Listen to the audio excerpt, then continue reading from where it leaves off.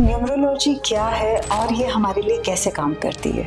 हाँ, न्यूमरोलॉजी जैसे हम समझते हैं कि 9 प्लैनेट्स हैं, ऐसे ही 9 नंबर्स हैं।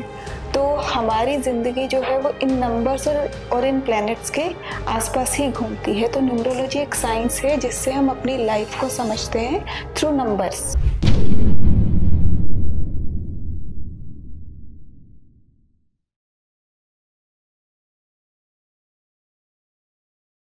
हेलो दोस्तों, वेलकम टू टीवीटी पॉडकास्ट। आज हमारे साथ में वामिका अग्रवाल जी हैं, न्यूमरोलॉजिस्ट।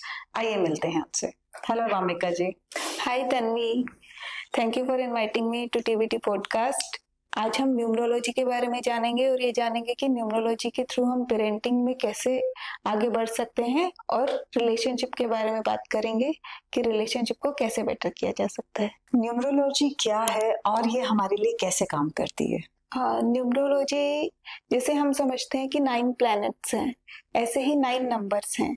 तो हमारी जिंदगी जो है वो इन नंबर्स और इन प्लैनेट्स के आसपास ही घूमती है। तो न्यूमरोलॉजी एक साइंस है जिससे हम अपनी लाइफ को समझते हैं थ्रू नंबर्स। लाइक जैसे जब हम पैदा होते हैं हमको एक डेट ऑफ बर्थ मिलता है, वो नंबर्स में होता है। तो वो सिर्फ डेट ऑफ बर्थ नहीं होता है, वो हमारे पूरी लाइफ के बारे में कुछ बता रहा होता है। जिसे हम कहते हैं न्यूमरोलॉजी में कि किसी का पर्सनैलिटी नंबर क्या है, जिस डेट को वो पैदा हुआ है उसको हम सिंगल डिजिट में लेकर आएंगे। लाइक अगर कोई 1 तारीख को पैदा हुआ है तो उसका पर्सनैलिटी नंबर 1 हुआ, लेकिन जो 10 तारीख को पैदा हुआ या 19 तारीख को पैदा हुआ उसका भी पर्सनैलिटी नंबर 1 होगा, क्योंकि वो सिंगल डिजिट में अगर हम ऐड करेंगे तो वो 1 आता है। तो ये हमारी पर्सनैलिटी को बताता है कि ओवरऑल इस इंसान का लुक कैसा होगा, इसका नेचर कैसा होगा, वो हम डेट ऑफ बर्थ से पता लगाते हैं। इसी तरह न्यूमरोलॉजी में अगर हम पूरा डेट ऑफ बर्थ को हम ऐड करते हैं तो जो नंबर निकल के आता है वो उसका लाइफ पाथ नंबर होता है, जिसको हम डेस्टिनी नंबर भी कहते हैं। अभी इसमें क्या होता है कि ये नंबर ये डिफाइन करेगा कि हम अपनी लाइफ में क्या करेंगे, किस तरह से मतलब हम अपनी लाइफ को लेकर जाएंगे। तो जिस तारीख को हम पैदा हुए हैं वो तो हमारा नेचर बताएगा, हमारा फिजिक भी उसी से डिफाइन होता है, लेकिन जो हमारा डेस्टिनी नंबर है वो हमारा बताएगा कि हम लाइफ में क्या करने वाले हैं, हमारा इंटरेस्ट क्या होगा। या हम अपने डेस्टिनी नंबर को देखकर ये देख सकते हैं कि हमें आगे क्या करना चाहिए। हमको अपना प्रोफेशन डेस्टिनी नंबर के हिसाब से ही करना चाहिए, तभी हम सक्सेस कर सकते हैं। तो अब न्यूमरोलॉजी हो गई, अब न्यूमरोलॉजी के साथ मोबाइल न्यूमरोलॉजी आजकल बड़ा इन हो गया है। तो मोबाइल न्यूमरोलॉजी क्या है? देखिए, आजकल हमारा जितना भी काम होता है सब मोबाइल के थ्रू होता है। आप दोस्ती करेंगे, आप किसी के साथ रिलेशन में, आप मोबाइल से बात करेंगे। आपका बिजनेस है, जितनी भी डील्स होती हैं पहले शुरुआत मोबाइल से ही होती है।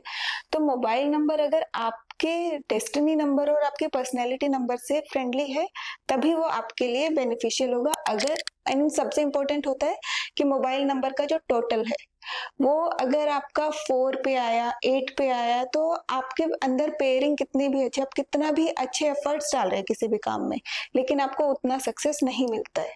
तो मोबाइल न्यूमरोलॉजी से क्या होता है कि आपके नंबर को डिजाइन किया जाता है आपकी पर्सनैलिटी और डेस्टिनी के अकॉर्डिंग, और उसके बाद अगर आप उस नंबर को यूज करते हैं तो आपको हर काम में सक्सेस मिलता है। तो आज के टाइम में अगर देखा जाएगा तो मोबाइल न्यूमरोलॉजी इज मस्ट, कि क्योंकि हर चीज में आपको मोबाइल की जरूरत पड़ती है और हमारे साथ हमेशा ही रहता है। हम उसके बिना अपने आप को इमेजिन नहीं करते हैं आज के टाइम में, क्योंकि मोबाइल गुम हो जाए तो ज्यादा तकलीफ होती है। अगर मिलने जुलने वाला थोड़ी देर नहीं मिला तो कोई बात नहीं, लेकिन मोबाइल अगर थोड़ी देर नहीं मिला तो हम बहुत परेशान हो जाते हैं। तो मोबाइल न्यूमरोलॉजी इतना इंपॉर्टेंट रोल प्ले करती है कि अगर आपके हिसाब से आपका मोबाइल नंबर बन गया है तो आपकी सक्सेस को कोई रोक नहीं सकता है। ऐसा भी कुछ होता है कि उस मोबाइल नंबर के अंदर कुछ स्पेसिफिक डिजिट होने चाहिए या कुछ नहीं होने चाहिए? यस, ऐसे होता है कि अगर आपके मोबाइल नंबर में 4 और 8 और 7 ये 3 नंबर्स जो हैं बार बार आ रहे हैं तो वो आपको पॉजिटिव रिजल्ट नहीं देगा, क्योंकि 4 लॉसेस को डिफाइन करता है, 7 जो है सडन ब्लॉकेज लेके आता है, एंड 8 आपको डिले देता है। एंड ऑल्सो अगर टोटल भी 4, 7 या 8 पे आता है तो हम लोग स्ट्रांगली मना करते हैं कि ये नंबर नहीं होना चाहिए। इसी तरीके से अगर आपके मोबाइल नंबर में 35 की पेयरिंग आ रही है तो वो कहीं ना कहीं आपका रिलेशनशिप इश्यू बताता है। 26 आ रहा है या 62 आ रहा है तो वो ये बताएगा कि आपका एक तो एजुकेशन में प्रॉब्लम्स आती है, दूसरी चीज ये होती है कि आपका सेकंड मैरिज का उसमें वो रहता है, बताते हैं चांसेस कि सेकंड मैरिज हो सकती है इस पर्टिकुलर इंसान की, तो हम लोग ये चीजें अवॉइड करवाते हैं। पर मोस्ट प्रोबेबली बिजनेस नंबर्स जो हैं उनके अंदर बहुत सारे जीरो होते हैं। जीरो का जहां तक बात है, जीरो में ये रहता है कि जीरो अपने से पहले वाले नंबर को कॉपी कर लेता है। लाइक अगर 1005 है तो वहां पे उसकी जो वाइब्रेशन आती है वो 1115 की आएगी। तो डिपेंड करता है कि जीरो किसके बाद आ रहा है। लाइक अगर 4 के बाद आएगा तो वो 4 की वाइब्रेशन को डबल कर देगा। एंड अच्छे नंबर के बाद आएगा, जैसे अगर किसी को सजेस्ट करना हो तो 50 आता है अगर, तो वो अच्छा माना जाएगा। इस तरीके से मोबाइल में मतलब बहुत सारी चीजें होती है, स्पेशली प्लेसमेंट बहुत इंपॉर्टेंट होती है मोबाइल नंबर में कि कौन सा डिजिट कहाँ पे आ रहा है। क्या हम न्यूमरोलॉजी के थ्रू अपनी लाइफ के इम्पोर्टेंट एस्पेक्ट्स मतलब महत्वपूर्ण घटनाओं का भी पता लगा सकते हैं? न्यूमरोलॉजी से हम लोग क्या करते हैं ना, हम आपकी लाइफ में इवेंट्स, एक तो जिस डेट को आपका बर्थ हुआ है उस एज में, लाइक अगर किसी का बर्थ हुआ है 16 को, तो 16 ईयर की एज में एंड 61 ईयर की एज में उसकी लाइफ में कुछ ना कुछ बहुत इंपॉर्टेंट होगा जो वो लाइफ टाइम भूल नहीं सकता है। सेकंड, मोस्टली पॉजिटिव साइड ज्यादा जाते हैं। सेकंड होता है जब हम नेम के ऊपर जाते हैं, नेम न्यूमरोलॉजी में, तो आपके नेम के जो टोटल आता है वो टोटल वो भी आपका इवेंट ईयर होता है। इसी तरीके से जो आपका लाइफ पाथ नंबर का जो 2 डिजिट में आएगा तो वो भी आपका लाइफ पाथ नंबर होता है। लाइक अगर किसी का 45 आ गया तो 45 ईयर की एज में उसकी लाइफ में कुछ बहुत पॉजिटिव होगा, सेम 54 ईयर की एज में भी उसकी लाइफ में बहुत कुछ होगा। एंड इसी तरीके से लाइक आपका नाम तन्वी है तो आपके फर्स्ट 2 अल्फाबेट हुए T एंड A जो डिनोट करते हैं 4 एंड 1, तो आपकी लाइफ में 14 ईयर में भी कुछ ना कुछ ऐसा हुआ होगा इवेंट, और 41 ईयर भी आपका इवेंट ईयर होता है। इसमें हम रनिंग एज देखते हैं, ऐसे नहीं कि आप 41 के हो गए, जब आप 40 के हो गए और 41 में चल रहे होंगे उस साल आपकी लाइफ में 100% कुछ ना कुछ होगा। शादी और जीवन साथी चुनने में न्यूमरोलॉजी की क्या भूमिका हो सकती है? शादी और जीवन साथी चुनने के लिए हम न्यूमरोलॉजी से कंपैटिबिलिटी चेक करते हैं सबसे पहले। तो इसमें हम क्या करते हैं कि आपका पर्सनैलिटी नंबर और सामने वाले का पर्सनैलिटी नंबर आपस में फ्रेंडली होना चाहिए। इसी तरीके से आपका डेस्टिनी नंबर और सामने वाले का डेस्टिनी नंबर आपस में फ्रेंडली होना चाहिए। सेम उसके बाद फिर हम लोग आप दोनों की ग्रिड बनाएंगे, जो दो, एक लड़का एक लड़की, उनकी ग्रिड बना के फिर एक कॉमन ग्रिड बनाई जाती है। उसमें हम ये चेक करते हैं कि दोनों एक दूसरे को कितना दे रहे हैं, मतलब किसी के ग्रिड में कोई नंबर मिसिंग होगा, किसी के में कोई मिसिंग होगा। तो अगर लड़का और लड़की एक दूसरे को एक सिंगल नंबर भी दे रहे होंगे तो वहां पे हम लोग गो हेड बोल देंगे, क्योंकि वो कुछ तो एफर्ट्स डाल रहे हैं ना, तो शादी चल जाएगी। लेकिन जिस ग्रिड में एक भी नंबर आपस में नहीं दे रहे हैं वो लोग, तो फिर वहां पे प्रॉब्लम आती है, क्योंकि एफर्ट किसी की तरफ से भी नहीं हो रहा है। सेकेंडली, पर्सनैलिटी नंबर और डेस्टिनी नंबर एक दूसरे से मैच होने बहुत जरूरी है। तो इसके बाद क्या होता है कि अगर किसी की ग्रिड में कोई नंबर मिसिंग है, और लव मैरिज की जहाँ पे बात आती है, तो आप उनको ये नहीं बोल सकते हो ना कि नहीं आपकी तो ग्रिड मैच नहीं कर रही है तो आप नहीं कर सकते शादी। तो वहां पे हम उनके लिए वो नंबर्स की वाइब्रेशंस क्रिएट करते हैं। अच्छा, एक रेमेडी पार्ट भी आ जाता है इसमें कि रेमेडी भी हम न्यूमरोलॉजी के थ्रू कर सकते हैं। रेमेडी न्यूमरोलॉजी के थ्रू कर सकते हैं, यस। और सबसे इम्पोर्टेंट एक होता है आपकी मैरिज की डेट। लाइक लड़का लड़की दोनों की कुंडली मिल गई है, लेकिन अगर आपने एक गलत तारीख पर शादी कर ली तो आप कितना भी एक दूसरे से प्यार करोगे लेकिन वो बहुत लंबा नहीं चलेगा। तो इसमें हम मेनली 4 एंड 8 एंड 7 ये तीनों नंबर हम कहते हैं अवॉइड करना चाहिए, फर्स्ट थिंग। दूसरा ये रहता है कि वो जो डेट आप सेलेक्ट करेंगे वो आप दोनों के डेस्टिनी नंबर से फ्रेंडली होना चाहिए। अगर वो वहां फ्रेंडली नहीं होगा तो फिर प्रॉब्लम्स आती हैं शादी में। न्यूमरोलॉजी और पेरेंटिंग, अगर हम एज अ पेरेंट अपने बच्चों को बहुत अच्छे से समझना चाहते हैं तो न्यूमरोलॉजी कैसे हेल्प करती है? न्यूमरोलॉजी, जैसे मैंने आपको पहले भी बताया कि न्यूमरोलॉजी से हम एक पर्सन की पर्सनैलिटी, उसका नेचर समझते हैं। तो हर नंबर का अपना एक नेचर है। अगर बच्चे का पर्सनैलिटी नंबर 1 है और पेरेंट्स ये चाहते हैं कि वो बच्चा हमारी हर बात सुने, हर बात माने, बिल्कुल आज्ञाकारी बच्चे की तरह रहे, तो वो पॉसिबल ही नहीं है। वहां पे क्या होगा, पेरेंट्स और बच्चों के बीच में एक स्ट्रेस क्रिएट हो जाएगा। तो न्यूमरोलॉजी वहां पे इस तरीके से हेल्प करेगी कि आप अपने बच्चे के नंबर को समझिए। 1 नंबर का बच्चा, गुस्से से आप उससे कुछ नहीं करवा सकते हो, लेकिन अगर आप उसको ये बोलोगे ना कि you can do this, only you can do this, वो खुशी खुशी वही काम करेगा। आपकी मर्जी हो रही है लेकिन बच्चा समझ रहा है मैं अपनी मर्जी से कर रहा हूँ। तो आपको अपना थोड़ा सा जो एज ए पेरेंट आपको अपना बिहेवियर चेंज करना पड़ेगा ताकि बच्चे का बिहेवियर चेंज हो। सेम इसी तरीके से 2 नंबर वाला जो रहेगा बच्चा, उसमें क्या होगा, मून 2 नंबर मून के लिए है। तो मून क्या होता है, थोड़ा इमोशनल ज्यादा होता है। अगर आप उसके साथ थोड़ा वो करेंगे कि गुस्सा किया तो वो रोने बैठ जाएगा, फिर आप कुछ भी नहीं बोल सकते। फिर मोस्टली पेरेंट्स कहते हैं ना, इसको तो कुछ कह ही नहीं सकते, 1 मिनट में रोने लग जाता है। तो वहां पे क्या करना है ना, आपको उस बच्चे के साथ खुल के बात करनी है कि इतना क्यों इमोशनल हो जाते हो, क्योंकि इमोशनल स्टेबिलिटी आज के टाइम बहुत जरूरी है। स्पेशली जो बच्चे 2000 के बाद पैदा हुए हैं या 2020 के बाद जो बच्चे पैदा हुए हैं, उनके ग्रेड में हमको 2 नंबर तो बाय डिफॉल्ट मिलता है और 1 नंबर मिसिंग होता है।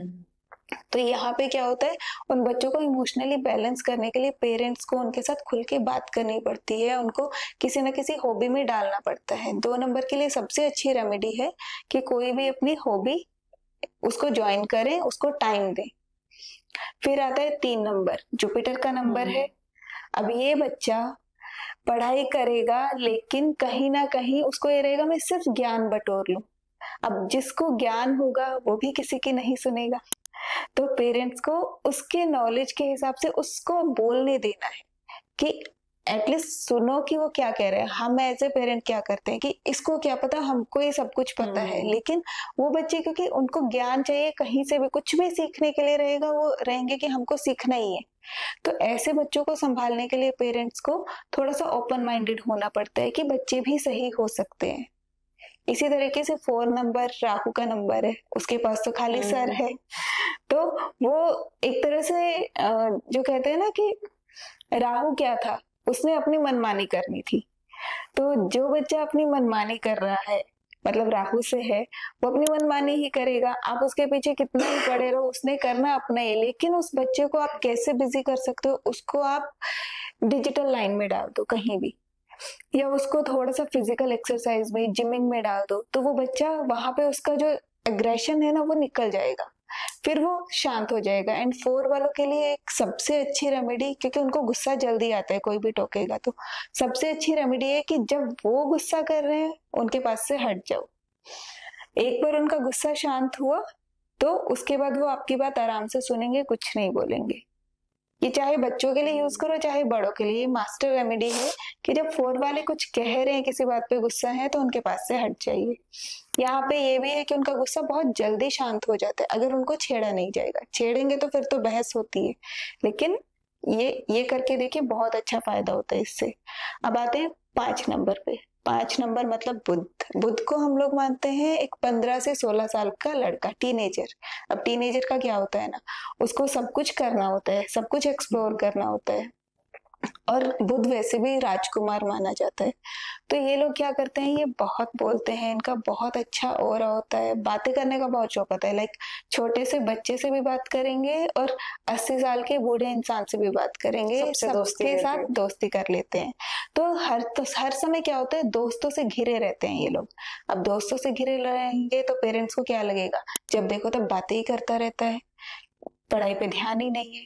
तो ऐसे बच्चों के लिए क्या करना होता है कि उनको ना बैठा के और आराम से उनका फोकस समझाना पड़ता है कि आपका फोकस क्या है लाइफ में। दोस्तों से बात करो, लेकिन अपनी जो कम्युनिकेशन स्किल्स है उससे जितना आप प्रॉफिट ले सकते हो उसको डायरेक्शन देना जरूरी होता है। तो 5 नंबर के बच्चों के लिए मेन यही है कि पेरेंट्स को पहले ये समझना पड़ेगा कि इसको खुद डायरेक्शन दो, ताकि ये अपनी कम्युनिकेशन स्किल्स को, क्योंकि ऐसे बच्चे मार्केटिंग में बहुत अच्छा करते हैं, लेकिन अगर आप उसको कहीं पे जॉब दिला दोगे नॉर्मल क्लर्क की, तो वहां पे उसका टैलेंट बेस चला जाएगा। एंड देन आता है 6 नंबर, वीनस का। बहुत मैग्नेटिक ऑरा होता है इनका। जो देखेगा वो वही इनको देखता रहेगा बस। लेकिन इन लोगों का क्या होता है, इनको हर चीज प्रीमियम चाहिए, हल्के में इनका काम ही नहीं चलता है। हर तरह के शौक होते हैं इनको कि मतलब आपको कपड़े चाहिए वो प्रीमियम चाहिए। अभी क्या होता है, पेरेंट्स सोचते हैं कि घर में तो कैसे भी रह लो, लेकिन ये लोग क्या है, हमेशा बन संवर के रहेंगे, इनको हमेशा अच्छे ही कपड़े पहनने हैं। तो आपको उसके नेचर को समझना पड़ता है। लेकिन अगर वो पढ़ाई कर रहे हैं वहां पे भी प्रीमियम करेंगे, कोई भी काम कर रहे हैं उसमें उनको प्रीमियमनेस चाहिए ही चाहिए। तो वीनस के लिए यही है कि पेरेंट्स को समझना पड़ेगा कि बच्चा अगर प्रीमियम पे है, अगर उसके एट्रीब्यूट को उसको फॉलो करने देंगे तो वो उसी लाइन में ग्रोथ भी करेगा। लेकिन अगर आप उसको दबा के रखेंगे तो कहीं ना कहीं डिस्टर्बेंस आती है। एंड देन आता है seven number like Ketu, but इसको कहते हैं खोजी नंबर, रिसर्च का नंबर। ये लोग देखने में लगेगा अरे यार ये कुछ करते नहीं है, लेकिन एक्चुअल में इनका जो इनके पास हेड नहीं होता है ना, तो इनकी सारी सेंसेस बहुत अच्छा काम करती हैं। और कोई भी चीज है, जिस चीज के पीछे पड़ जाएंगे उस चीज के पीछे पड़ जाएंगे, वो लास्ट तक पहुंच के रहते हैं। एंड अगर कोई भी 7 नंबर का बच्चा है, चाहे वो 7 तारीख को पैदा हुआ, 16 को, 25 को, तो आप देखिएगा अगर घर में कुछ भी गुम गया है, आप उस बच्चे को बोल दीजिए कि ये चीज ढूंढ कर लानी है, तो वो ढूंढ के लेकर आएगा उसको। 7 नंबर वाले बहुत लकी होते हैं। अगर आपका कोई काम अटकता है, आप 7 नंबर वाले बच्चे को साथ में लेकर जाइए। गवर्नमेंट रिलेटेड है या कैसा भी कोई भी काम है, आप उनको लेकर जाइए साथ में, आपका काम अटकेगा नहीं कभी। देन आता है 8 नंबर। 8 नंबर के बारे में बहुत अलग अलग व्यूज हैं सबके। कुछ लोग कहते हैं बहुत रूड नंबर है, क्रूर ग्रह है शनि।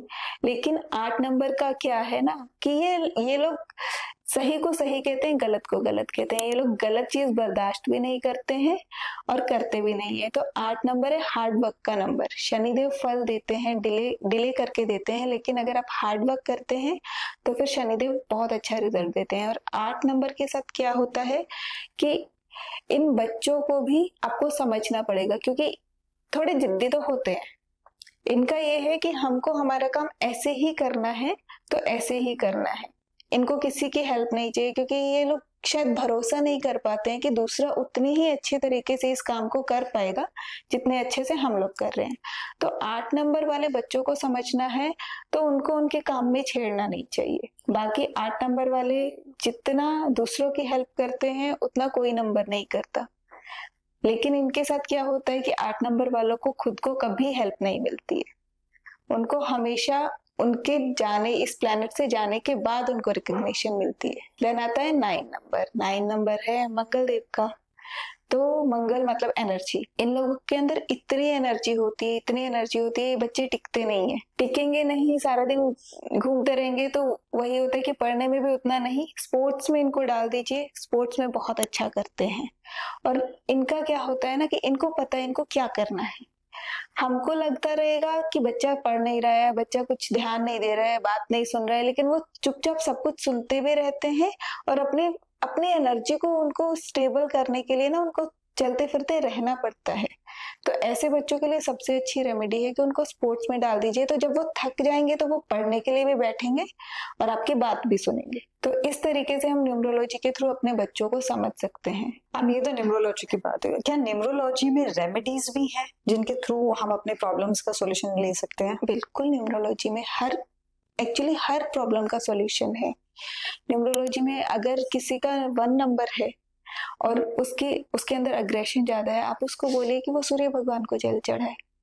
सिंपल रेमेडी तो है, बैलेंस हो जाएगा। फादर के साथ अच्छे रिलेशन रखिए। इसी तरीके से अगर मून की एनर्जीज ज्यादा हो गई हैं तो उसके लिए चंद्रमा में थोड़ी देर बैठिए फुल मून में। और वैसे भी अगर जब चंद्रमा शुक्ल पक्ष का रहता है उस समय पे आप चंद्रमा के नीचे थोड़ी देर बैठिए, थोड़ी देर टहलिए, मेडिटेशन कर सकते हैं तो मेडिटेशन कीजिए, तो उससे आपका चंद्रमा बैलेंस हो जाता है। एंड वन मोर रेमेडी कि अगर मून की एनर्जीज ज्यादा हैं तो आप शंकर भगवान को जल चढ़ाइए, उससे आपका मून बैलेंस हो जाता है। अब आता है जुपिटर के ऊपर। अगर 3 नंबर की वाइब्रेशंस ज्यादा हैं तो क्या होगा ना कि वो इंसान अपने आप को ही ज्ञानी समझ रहा है, वो किसी की नहीं सुन रहा। तो उनको क्या करना होता है कि वो कोई भी वुडन आइटम, जैसे रुद्राक्ष हुआ, रुद्राक्ष पहनने से जुपिटर की जो एनर्जीज हैं वो कंट्रोल हो जाती हैं। ऐसे ही राहु के लिए भी हम रुद्राक्ष पहन सकते हैं। या फिर आप क्या कर सकते हैं राहु के लिए कि आप राहु की चीजें दान कीजिए। आप मंदिर में माचिस दान कर सकते हैं, आप स्वीपर्स को चाय पिला सकते हैं। ये सब राहु की रेमेडीज होती हैं। सबसे इम्पोर्टेंट है कभी स्वीपर्स का अपमान नहीं करना चाहिए, क्योंकि स्वीपर राहु से देखे जाते हैं। और राहु वाले लोगों का मेनली क्या होता है ना, अगर वो अपने सर पे कैप भी रखते हैं ना जब सनलाइट में जाते हैं, तो भी उनका राहु बैलेंस हो जाता है। इसी तरीके से जब इसकी मर्क्यूरी की बात आती है, मर्क्यूरी की सबसे अच्छी रेमेडी है कि आप सुबह उठ के और पक्षियों को हरे मूंग खिलाइए, वेडनेसडे से शुरू करके और खिलाइए, तो मर्क्यूरी की रेमेडी हो जाएगी। इसके बाद आता है वीनस। वीनस वालों का क्या होता है कि अगर वीनस की एनर्जी ज्यादा बढ़ जाती है तो ये लोग थोड़ा अलग तरह की एक्टिविटीज में चले जाते हैं। लाइक शुक्र को हम लस्टर का भी बोलते हैं ना, तो उस तरफ चले जाते हैं। तो वीनस की रेमेडी करने के लिए क्या होता है कि आपको ना अपने घर की लेडीज का बहुत सम्मान करना चाहिए, एंड जो ओल्ड एज की लेडीज होती हैं उनसे हमेशा आशीर्वाद लेना चाहिए, और लक्ष्मी माता की पूजा कर सकते हैं। इसके बाद आता है केतु, 7 नंबर। केतु क्या होता है, केतु की रेमेडी बहुत सिंपल है। आप जस्ट पैदल चलना शुरू कीजिए, आपकी केतु की रेमेडी हो जाती है। इसमें अगर आप मेडिटेशन भी करते हैं, क्योंकि केतु क्या है, रिसर्च का देवता है। अगर और हमारी बॉडी में क्या होता है, हमारी कमर से नीचे का जो पार्ट होता है वो केतु का होता है। जिसका केतु खराब होगा तो उसके पैरों में बहुत दर्द होता है। आप केतु की वजह से जो दर्द होगा वो किसी तरह से ठीक नहीं होगा, सिर्फ आप वॉकिंग करेंगे उसी से ही जाएगा। तो आप पैदल चलना शुरू कीजिए, आपकी केतु की रेमेडी हो जाती है। अब आता है शनि का। शनि के लिए क्या होता है, फर्स्ट थिंग तो ये है कि जो सैटर्न की एनर्जी जहाँ पे ज्यादा होगी ना, वहां पे क्या होगा कि आप खाली नहीं बैठ सकते। आप अगर खाली बैठेंगे तो सैटर्न आपको परेशान करेगा। एंड दूसरी चीज, सैटर्न से रूल होने वाले लोग अगर खाली होते हैं तो वो डिप्रेशन में चले जाते हैं। सैटर्न वाले लोगों को हार्ड वर्क करना ही चाहिए, किसी ना किसी तरह का फिजिकल वर्क में अगर वो इन्वॉल्व होते हैं तो सैटर्न अपने आप बैलेंस हो जाता है। एंड दूसरी चीज ये होती है कि जो लेबर क्लास के लोग हैं उनसे हमेशा अच्छे रिलेशन बना के रखिए। सैटरडेज को उनको कुछ भी खाने को दीजिए, तो आपका सैटर्न हमेशा बैलेंस रहता है और पॉजिटिव रिजल्ट देता है। अब बात करते हैं मंगल की। मंगल के लिए कहा जाता है मंगल कराए दंगल, और ये साल भी मंगल का ही, मतलब उनकी बहुत इंपॉर्टेंट है एनर्जीज को बैलेंस रखना। हर नंबर की अपनी इंपॉर्टेंस है। तो मंगल क्या करता है ना कि मंगल में बहुत एनर्जीज है। अब अगर मंगल की वाइब्रेशंस ज्यादा बढ़ जाएंगी तो क्या होगा, इंसान में अग्रेशन भी बढ़ जाएगा, क्योंकि इतना फिजिकल वर्क आजकल कोई नहीं करता है कि मंगल की एनर्जीज अगर बढ़ गई हैं तो उनको बैलेंस कर सके। तो फर्स्ट थिंग, उनको किसी भी तरीके का जिम या फिर एक्सरसाइज करनी चाहिए। रनिंग बेस्ट है। इसमें न्यूमरोलॉजी में हम लोग जब रेमेडीज देते हैं तो हम बोलते हैं कि मंगल वाले इंसान को इतना भगाओ, उसको उसके दिमाग से तेज भगाओ। तो वो जब रनिंग करते हैं तो उनकी जो एनर्जी है ना वो बैलेंस हो जाती है वहां पे। नहीं तो आप ट्यूसडेज के दिन हनुमान जी की पूजा कर सकते हैं, और रेड कलर की चीजें जैसे लाल मसूर हुआ, अनार हुआ, इनको डोनेट कीजिए, तो भी आपकी 9 नंबर की रेमेडी हो जाती है। ऐसा भी होता है कि इन नंबर की एनर्जीज कम हो, नंबर भी है आपके पास लेकिन एनर्जी कम है। अगर आपके पास नंबर है तो उसकी एनर्जी कम नहीं होती है। ये यहाँ पे ये चीज होती है कि आप उस नंबर के अकॉर्डिंग बिहेव नहीं कर रहे हैं। अगर आपका पर्सनैलिटी नंबर कोई भी है और आप उसके एट्रीब्यूट्स को फॉलो नहीं करते हैं तो वो नंबर आपको फिर नेगेटिव रिजल्ट देता है। क्रिस्टल्स क्या है और इनकी एनर्जीज या इनको अगर हम पहनते हैं तो ये हमें कैसे हेल्पफुल होते हैं? क्रिस्टल एक्चुअल में एनर्जीज ही है। क्रिस्टल में बेसिकली एनर्जीज ही होती हैं। ये धरती के नीचे बहुत समय से दबे दबे जब चेंजेस होते हैं प्रेशर की वजह से, तब क्रिस्टल्स का निर्माण होता है।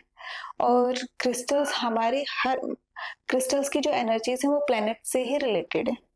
लाइक अगर हमको अपने किसी भी प्लेनेट की एनर्जीज बढ़ानी है तो उसके लिए हम लोग क्रिस्टल्स यूज करते हैं। हमको प्रोटेक्शन चाहिए तो उसके लिए भी क्रिस्टल्स यूज करते हैं। लाइक जो हम सबसे पहले अगर बात करते हैं, सेलेनाइट मास्टर क्रिस्टल होता है। ये क्या करता है कि अगर कहीं से भी कोई नेगेटिव एनर्जी है, किसी भी एरिया में कोई नेगेटिव एनर्जी है, ये उसको पॉजिटिव एनर्जी में कन्वर्ट कर देता है। जैसे कभी कभी हमको लगता है एकदम बैठे बैठे हमने किसी से बात की और हमारी सारी एनर्जी एकदम से डाउन आ गई, तो उस समय क्या होता है ना, कुछ लोग होते हैं जो एनर्जी वैम्पायर्स होते हैं, वो अननोइंगली हमारे अंदर की सारी एनर्जीज ले रहे होते हैं। तो उस समय पे सेलेनाइट क्या करता है, अगर आपने सेलेनाइट अपने पास रखा हुआ है किसी भी रूप में, तो वो आपकी एनर्जी ड्रेन नहीं होने देगा। जैसे ही सामने वाले की किसी की भी नेगेटिव एनर्जी आपकी तरफ आएगी, वो उसको पॉजिटिव में कन्वर्ट कर देगा। तो इसलिए एक सिंपल सा सजेशन होता है कि आपको पढ़ने वाले बच्चों को और हर किसी को जो घर से बाहर काम के लिए जाता है, उसको अपने पास सेलेनाइट रखना ही चाहिए किसी न किसी रूप में। और कौन कौन से क्रिस्टल्स हैं और हमें कैसे हेल्प कर सकते हैं लव के लिए? लव के लिए आजकल एक बहुत कॉमन प्रॉब्लम है कि लव मैरिज, तो उसके लिए भी हम लोग रोज क्वार्ट्ज यूज करते हैं, रोज क्वार्ट्ज के लव बर्ड्स। देखिए मेरे पास यहाँ पे है भी, ये देखिए ये रोज क्वार्ट्ज के लव बर्ड्स हैं। इसमें ये जो है ये मेल है और ये फीमेल है।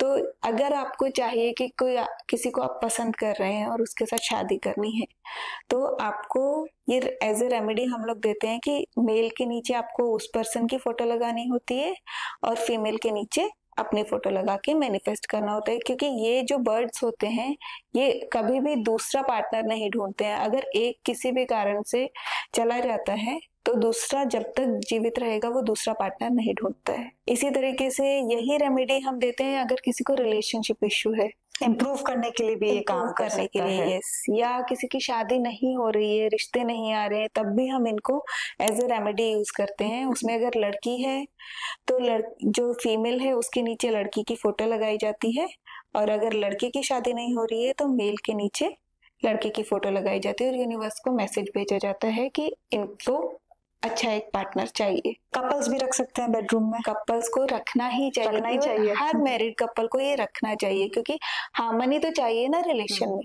तो कपल्स के लिए भी यही रहता है कि एक दूसरे की फोटो, मतलब मेल के नीचे मेल, फीमेल के नीचे फीमेल, और रखिए तो इसके बहुत पॉजिटिव रिजल्ट आते हैं। बस इसमें क्रिस्टल्स में क्या रहता है ना, अभी जैसे मैंने आपको यहाँ पे कैमरे में दिखाया, तो ये क्या करते हैं, क्रिस्टल्स जब हमारे पास आते हैं तो इनको प्रोग्राम करने का एक प्रोसेस होता है।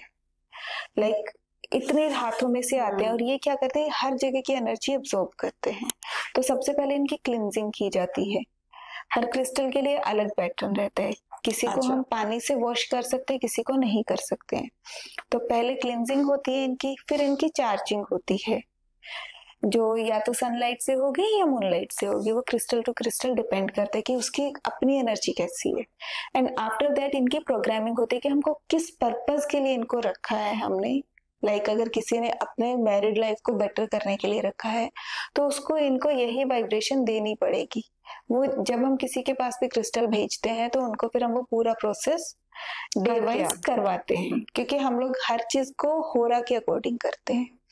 लाइक अगर आपने सब कुछ किया लेकिन वो टाइमिंग गलत है, सपोज राहु काल में आपने कोई रेमेडी कर ली, तो उसका कोई फायदा नहीं होगा। इसलिए हम लोग टाइमिंग देख के कि किस क्रिस्टल को किस होरा में एनर्जाइज करना है, मतलब प्लैनेट वाइज हर प्लैनेट की एक होरा आती है पूरे दिन में, उसके अकॉर्डिंग ही हम करते हैं। हेलो दोस्तों, होपफुली आप सभी ने पॉडकास्ट पूरा देखा और आपको पसंद आया होगा।